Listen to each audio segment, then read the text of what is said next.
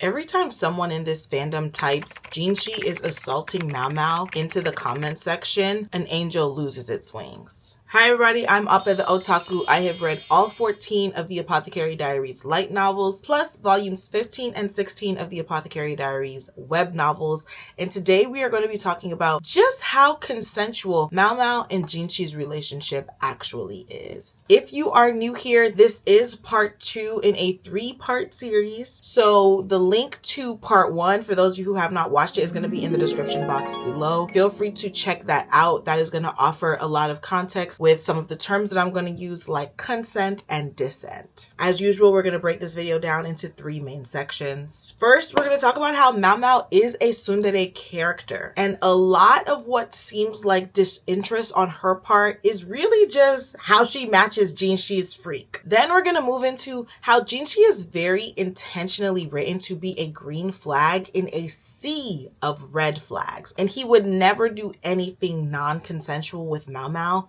And that is the point. And lastly, we're going to take a look at a few of their most scrutinized scenes in the anime and break them down with added context from the light novel. And my hope in doing this video is the same as my hope in doing part 1. It's showing you guys that the Apothecary Diaries has a very clear stance on how it feels about non-consensual relationships and abusers. So it would not make any sense for the story to have the main relationship be non-consensual or for the male lead to be an abuser. Let's get into it.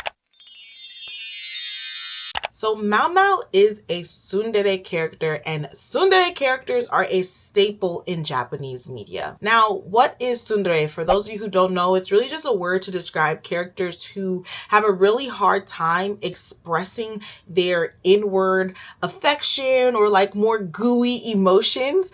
And so they just present a very hard exterior personality. And this type of personality is very relatable in Japanese culture because Japanese society is one that really highlights the need to keep your inner thoughts inside. So it's very relatable to Japanese people, right? And if you're familiar with shoujo, if you've seen Kaguya-sama Love is War, I think Kaguya is like the quintessential tsundere character. She pretty much spends that entire show gaslighting Miyuki, her friends, her maid, literally herself. Literally, she's in the entire show gaslighting herself because the way that she was raised and the way that she is being treated in her family, she does not have it in her to express her emotions and how she feels. I think that we see a lot of that in the Apothecary Diaries, particularly when we look at Maomao. This kind of very dramatic cat and mouse game, right? We see that in the Apothecary Diaries, and not even just with Maomao, but also with her mother. Fengshen is also a classic tsundere character. When Lakan is reminiscing about, you know, how he met Fengshen and how their relationship progressed, it's very clear that he was unaware of her feelings for him up until the moment where they were physically intimate for the first time. But as the audience, we can see the signs that she was interested in him as early as their first Go game, right? Offering to even play another game with him when she had never done that in the past. And still, despite never outwardly showing her deep affection for Lakan, so much so that her as a courtesan, she was prepared to even have a child, which is a huge no-no, right? And to even carry the child to term, despite not hearing back from him, showed how deeply she felt for him, how deeply she trusted in him that he was going to return. And again, she never outwardly shows it, and that's a huge reason why he doesn't realize anything is wrong until, unfortunately, it's too late. And we see examples of that same kind of personality in Maomao and Jinshi's relationship as well. In novel 1, Maomao is starting to really grapple with what she feels for him, right? He's kind of annoying, but on the other hand, he has these really great ideas he wants to teach the servant girls how to read and to write. And as she's grappling with these emotions, she kind of just defaults to her tsundere exterior, which is to look at him, you know, as if he's a bug, right? That was like how they describe it. And for Jinshi's part, we know that he likes when Maomao looks at him like that. It was very similar to, again, Lakan and Fengshen, when Lakan was like, there are some men in the world that's what they like. They're literally just matching each other's freaks. I cannot stress that enough. But let's move on. We also know that Maomao hates being responsible for things, and this also applies to her personal feelings. It's easier for her to navigate a situation when someone else is in control, and even specifically when Jinshi is in control and when Jinshi is bossing her around. Though in the beginning it's really about their working relationship, we see that in the later novels as well. She goes on this entire soliloquy about how in a moment when Jinshi is not being forthcoming and taking control of the situation and of his feelings, she starts telling him the story of there was this customer who really wanted a courtesan, but he could never take control. He could never be upfront with her. And so he never said anything and he lost the courtesan. Is that what you want to happen to you, Master Jinshi, right? She's pretty much saying, don't lose me. Okay, you don't lose me, honey. Because it's easier for her when Jinshi is driving the bus, essentially, right? And I also think that that's also just more in line with the society at the time. Nowadays, it's normal for women to take control in relationships sometimes, but back then, that was almost unheard of. On TikTok, I kept getting comments about people saying that they thought that Maomao was asexual and that was kind of the explanation for her behavior. And it led me down a rabbit hole of doing research about how asexual people navigate like consent versus dissent and how they navigate outward expressions of sexual desire. And something that stood out to me was that reading that, I can see why people read Maomao as asexual, but I think it's less about her sexuality and more about her personality of being tsundere. This is a personal digression, but it made me think about this time when I was seeing this guy and one day he told me, I never feel like you're excited to see me when I come to your house. And I thought that that was so fascinating because I would literally be watching his location on my phone as I lived in Hollywood at the time, so as he was coming down the Hollywood Hill. And I'd be watching him go down the hill, like counting down the minutes till I saw him. But in his mind, when he saw me, I was very tsundere. I had never really noticed it in the moment until he said something. But in my mind, I didn't want to seem overeager. And so I wound up coming off as disinterested, and I had to learn how to cut the difference, right? I say all that to say I am unfortunately heterosexual, not asexual, and I still experience the same thing. So I don't think it's a sexuality thing. I definitely think that it's a personality thing, and I think that's, at least for me, I can see so much of myself in Maomao and how she navigates her relationship with Jinshi. I think some people are just wired like that. And as I was comparing my situation with Maomao's situation, I realized the end result was the same, right? For Maomao, even if her outward exterior may be confusing for Jinshi, she trusts that Jinshi knows where the line is, and that is what allows them to navigate that outward persona that Maomao has. And I want to say this now and make it clear so there can be no misconstruing the point of this video. Jinshi would never touch a woman non-consensually. As we learned very early on in season 1, Jinshi himself has been a victim of both sexual harassment and sexual assault from the other male eunuch trying to pull him into the bushes, and Jinshi literally had to fight that man off, to the women that were supposed to be working in his palace but were leaving him underwear made with their own hair. Jinshi knows what it's like to be on the opposite side of that spectrum, and that, coupled with the fact that he has seen the incredible violence and trauma that his father has perpetuated throughout the rear palace, throughout his empire, and his legacy of his father being a pedophile, we know that Jinshi wants to separate himself from that kind of behavior as much as he possibly can. And honestly, we can say Jinshi and even the current emperor, they are doing so many very specific things to further themselves from the former emperor's legacy and to try to undo a lot of the harm that his legacy of being a pedophile has created, not just for them as his descendants, but also for the women of the rear palace. So then to turn around and have Jinshi also be a perpetuator of sexual abuse or sexual assault, it just wouldn't make sense. That's not what's happening in this story. Also, something I think that a lot of people in the anime, and even some of the people that read the novels, have missed is that Jinshi is in the Rear Palace as part of a bargain for his life with the current emperor. Now, when I say he's there to bargain for his life, I don't mean that the current emperor is trying to kill him. I just mean that he's trying to bargain for his freedom, right?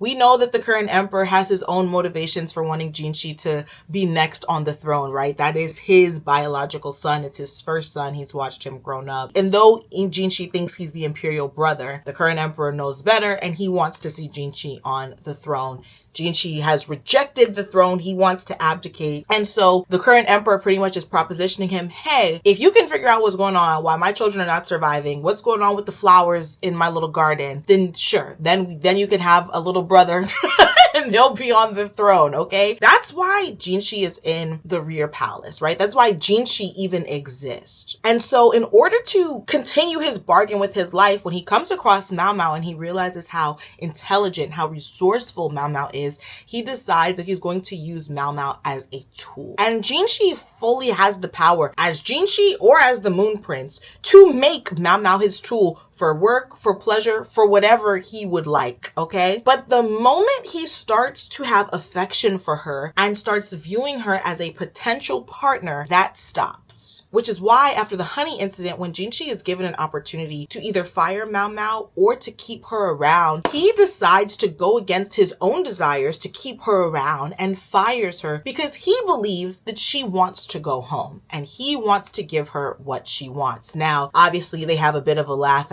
about it afterwards, but when Maomao was there petitioning like, hey, please don't fire me, she doesn't say that to him.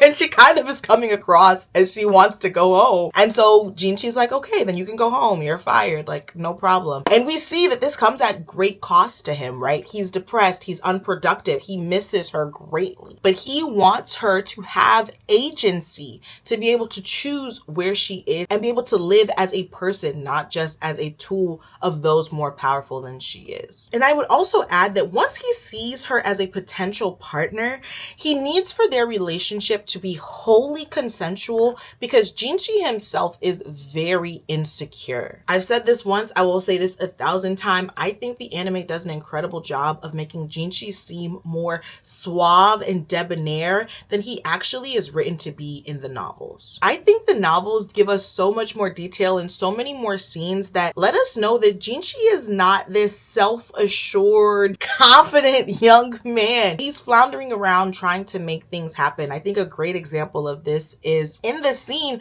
when he tells Gaoshan his plan to use Maomao as a tool. In the anime, they don't cover this, but in the novel, he says, I'll flirt with her to make that happen. And then he talks about how he himself is disgusted by the idea of that, right? But he lives in a society where beauty is capital. And because he is bargaining for his life with the emperor, he needs to use whatever capital, whatever resources he can in order to win that bargain and gain his own freedom. This is going to come up so much more in part 3 when we talk about consent, freedom, and the illusion of choice in the Apothecary Diaries, because I think that's also the missing puzzle for a lot of people. I think another good example of this is during the garden party scene when he gives her the hairpin for the very first time.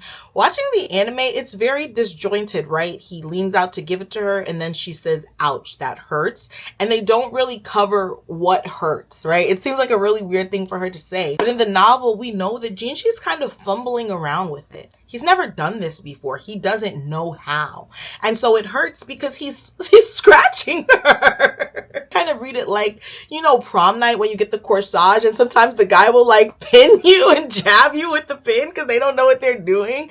Like, it's not a suave, debonair kind of moment. It's very much so he feels this need to protect her and he doesn't even know how to really go about it, but he wants to try. And I think that that's endearing. And I think they cut out a lot of those small details from Jinshi's character. And I think that coupled with the fact that, at least in the English dub, the voice actor, he's got an incredible voice. A lot of people already are associating him with Gojo from Jujutsu Kaisen, which everyone's in love with Gojo. So it's like, I think there's a lot of things that just go into making him seem more confident and suave than he actually is as a character. And it makes it easy to forget that he's only 19. Like, he's not this grown man that knows what he's doing. He's just barely an adult, okay?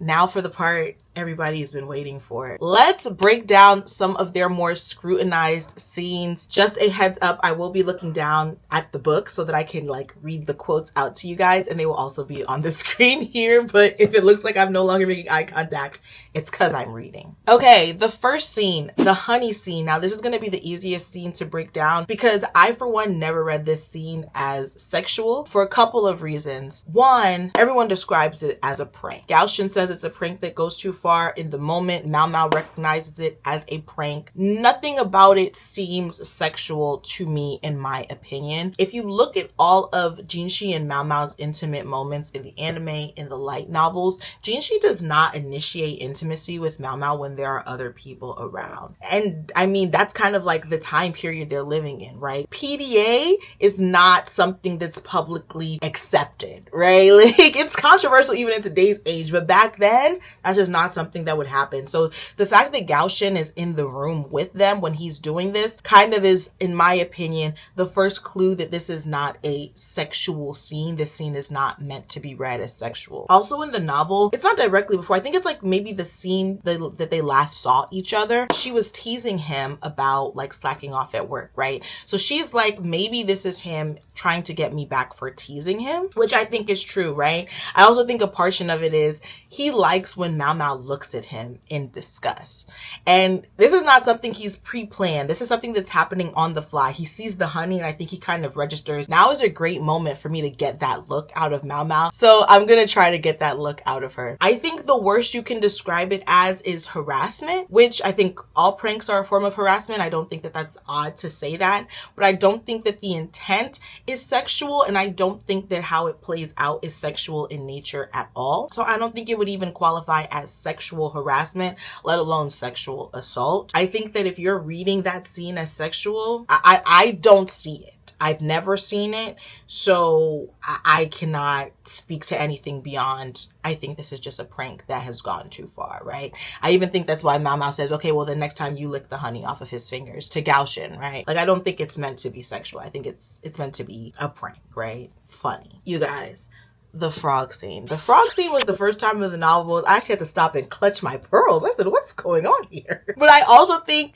that the frog scene is also a really good example of another time where the anime does a really good job of making Jinshi seem more self-assured and confident than a floundering 19-year-old teenager, right? But let's get into it. So I want to break down this scene literally paragraph by paragraph with how it plays out in the light novel, because I think a lot of the details and a lot of the situational context of this story was left out of the anime for a lot of reasons, right? A lot of times with visual mediums, you have to cut a lot of detail from written adaptations. That's not uncommon. So let's just go through it. So the first point I want to make is that for this entire scene, Maomao is in control. Maomao is in the driver's seat from the beginning to the end of this scene. And I'm going to show you how and why that is using evidence from the text. Okay, so just to give you some situational awareness, they just had the Feifa shot at them. Jinshi grabs Maomao. They jump into the waterfall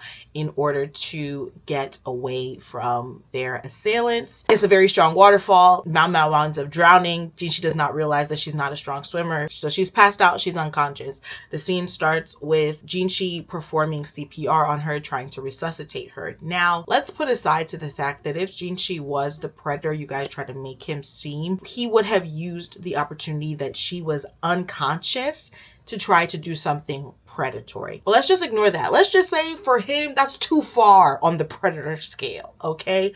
Let's move on. After she wakes up, she's kind of cussing him out. Like, you didn't even ask if I could swim before you just dropped me into this water basin. I could have died. He's kind of embarrassed, ashamed by this, right? He's responsible for her being hurt, so much so that he can't even really look at her. I'm mentioning this because, again, Maomao has all of the power in this situation, and I don't want y'all to miss that. Let's move on. She doesn't want to catch cold. She's trying to take her clothes off so she can wring them out. Cool. As soon as she starts to undress, he immediately is like, what are you doing? In the moment, we don't get a direct response from Jinshi how he feels in this moment. And so she then says, take off yours, I'll do yours too. We know that he does take them off, but we don't get his reactions until a little bit later, right? So he says, don't worry about mine. You just handle yours. Okay, you could do mine later. Because he wants her clothes back on. Okay? So much so that he snatches his robe back from her and starts wringing it out himself. I want to remind you all that this is a man. This is a pampered, bougie prince. So much so that he does not even dry his own hair. Okay, he's doing laundry now because he's so uncomfortable at the idea of both of them being in this state of undress together. Okay, let's move on. So they've got their clothes back on. They're talking about different ways to get out of the cave that they're in, and they're just trying to figure out their escape plan. There's a hole. They decide that one of them should try to see if they can get out of the hole. Obviously, it's going to have to be Maomao, because if Jinshi stands on Maomao's shoulders, he will crush her. Okay, I want to know again, because Maomao has all of the power. The reason why Maomao is insisting that it not be her is because Jinshi's station, even as just Jinshi, is so much higher than hers. For her to literally be standing on his shoulders is like pretty much blasphemy. If anyone else would have seen or heard about this, it would have been flabbergasting for them. But again, he is prioritizing her. Hey, if I get on your shoulders, I will crush you. Okay? Like, come on. So she gets on his shoulders. There's the frog. It flops on her head. She loses her balance. She falls on top of him. Let's break down this scene paragraph by paragraph. Okay, so Maomao's face is against his heart, and she can feel his heart rate. That's the pulse, right? She realizes that his arms are around her. He protected her in the fall. That's the cradle position, right? Now she feels her heart is starting to race. And she thinks that, okay, if I'm close enough to hear his heart rate, he can hear mine. But she can't pull away because the cradle position. Now she's got her hand and she's realizing her hand is touching something. She thinks it's a frog. She gets to squeezing it and she feels Jinshi's heart rate shoot up. She looks at him, sees that he is in duress. Okay. He's biting his lip. He seems to be struggling and he says, "I'm sorry, but could you move your hand? It's making things rather difficult." Now, let's be clear. In this scene, we see that she's thinking maybe it's the frog and it's jumped in Jinshi's robe, right? That was her first initial thought. So her hands are in his robe. Her hands are in his clothing, okay? And he says, "Can you move your hand?" Whether Maomao thinks that it's an actual frog or not, that is the moment where her hand needs to be removed. But she doesn't. She in fact squeezes it again, okay? While he's already under duress, while he has already made a formal statement asking her to move her hand. And she doesn't, right? I think that if we were scrutinizing Maomao with the same level of detail that we scrutinize Jinshi with, we would realize that Maomao, again, is the aggressor in this situation, okay? Regardless of what she thinks she's holding, she knows that her hands are in his pants and he's asked her to remove it. I say this not to try to villainize Maomao at all, but just to say Maomao is in control of this situation. I don't want y'all to forget that. Let's move on. So she even repeats difficult, so we know that she heard him. And then she squeezes it again. I'm sorry. Oh, I'm so sorry. This is too funny. So then she finally fully confirms for herself after that last squeeze, okay, this is a penis. This is not a frog. And so she moves her hand away. Jinshi presses her closer and is like, well, you know, now I don't have to come out and say it. I also want to add, as she's thinking like she's about to go off on her little mind rant about, oh my gosh, I should not know this secret, she's also ogling him. Jinshi's robe had come open when Maomao had landed on him, but the body it revealed was not soft and indulged. It was all taut muscle. His face might be that of a nymph, but his body was that of a warrior. Again, I'm just trying to show you guys that she is in control here. Let's move on. Now she realizes, okay, I shouldn't know this secret. I have stumbled across something I should not have stumbled across. And she's trying to gaslight her way out of it. They go back and forth about a frog. She calls him slimy. He doesn't take well to that. And so he's like, bet. Like I said, this is a great example of the anime doing such a good job of making him seem more suave and debonair. As he's switching positions, he kind of like pushes her to the ground and it kind of puts the onus on her, right? Because she wasn't expecting it. She collapsed. But it's like, it's an awkward song and dance essentially, right? Because he's awkward. They're both awkward. Then he's on top of her. He says, okay, or very well, do you want to find out for yourself? Now, going back to consent or dissent, I think that question is as close to like what we would consider modern day consent as anything in this story is going to get. He asks her, want to find out for yourself? And then Maomao gets goosebumps. She starts sweating. And Jinshi, for his part, looks lost. Again, he is not suave and debonair. He is just trying to figure this out, same as her. Seconds, then a minute passed, and neither of them moved. Jinshi is giving her ample opportunity to dissent, okay? And she doesn't. So then, at length, Jinshi seemed to make a decision. He starts moving in for the kiss. I want to highlight a word because it keeps coming up. He's moving his face towards her slowly, okay? Hold on, because we're going to come back to that. She thinks, oh, maybe I should kick him, which is to me very comical because he gave you a full minute to kick him. You ain't do nothing. So where is this coming from now? Before her mind can continue to whirl, Jinshi hears a noise, stops, says, what's that? She thinks she hears the noise as well. She's like, maybe it's an animal. And then slowly, uncertainly, she starts to whistle. So he's moving slowly, she's moving slowly, yet at no point does Jinshi stop her from whistling, from calling more attention over to them, right? I say this to say that Jinshi is very mindful about making sure that Maomao can always maintain her agency. Even though they do not operate under the same rules and laws of consent as we do in 2025, again, there is still dissent. And he gives her ample opportunity to dissent.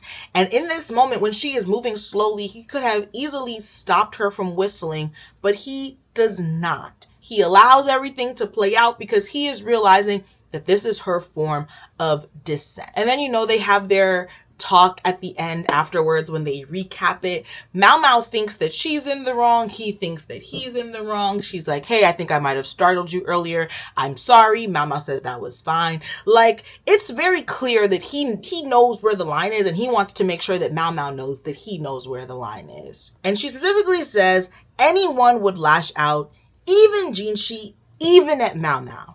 And it goes back to this idea of like, Maomao knows that Jinshi would not harm her, right? And she's acknowledging that she went too far. She was goading him. She was baiting him because she thought that that was how she was going to get out of the situation, and it backfired on her. But even still, she knows that Jinshi would not cross the line in that way, in like that sexual manner. And I think that that's important to remember. Let's move on to their next scene. This scene I feel like is a very hot topic right now because it was the scene at the end of season 2 when they are in the apothecary shop in the Verdigris house. Their little biting scene, kissing scene. Let's break it all down. I want to start with before Jinshi even shows up. She hadn't seen Jinshi since they'd left the Shi stronghold. Now, there's about 7 paragraphs between then and when Jinshi actually shows up in this scene, and about 4 of them are all about Jinshi. Okay, the first 4 are about Jinshi. The next 3 are about making medicine. Keep that in mind, okay? 2 things that she you figure it out, okay? I'm sorry. Okay, so she's waxing poetically about Jinshi for these 4 paragraphs. She's giving us an update on him, on his scar, etc., etc. And it ends with, anyway, now that Jinshi was no longer a eunuch, he couldn't get away with keeping some low-born girl around him.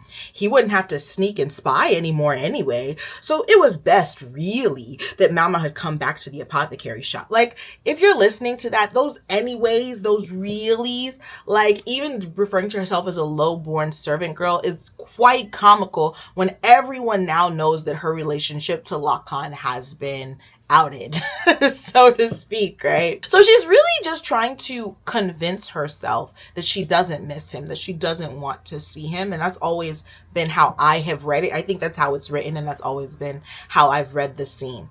So then she moves back into the medicines, right? And she's working on these new poisons. She's back to testing her arm again. And she's about to cut her pinky. I've seen a lot of people say that she is about to do this because she's depressed. I've seen people say that this is a very melancholy scene. I don't agree with that interpretation because her pinky is very symbolic throughout this entire series. We know the backstory of the pinky, right? Feng Xin felt jilted by Lacan, and so she cut the pinky off and sent it to him like, hey, you gonna pay for this, okay? And I think in and of itself, it's a symbol of the lengths that a woman will go to secure her man, to get her man back. So when I read this, I'm reading these 4 paragraphs of her talking about Jinshi, transitioning from Jinshi back to medicine, the only other thing she cares about in life.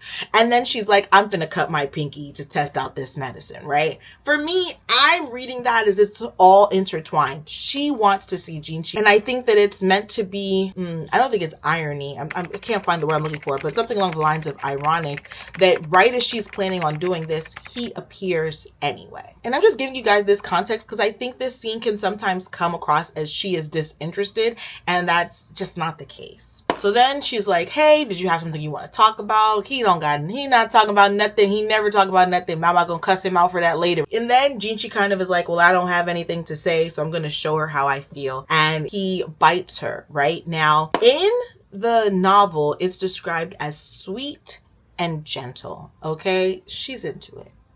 She's into it, okay?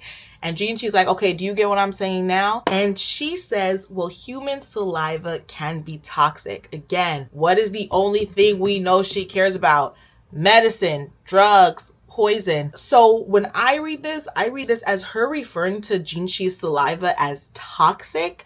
It's a bit of banter. It's a bit of flirting. They're matching each other's freak, okay? Who am I to judge? Who am I to judge? And so then she's like, wrap it up. And Jinshi's like, well, it takes more than a little bit of toxin to bother you. So he bites harder. And when he bites harder, then she hits him. He only bites even harder. She hits him even harder one more time, and then he stops, right? Again, I think this is them just trying to match each other's freaks, because afterwards she asks, are you trying to bite me to death? And he says, I've wanted to at times. It very much so feels like a bit of BDSM before safe words were a thing.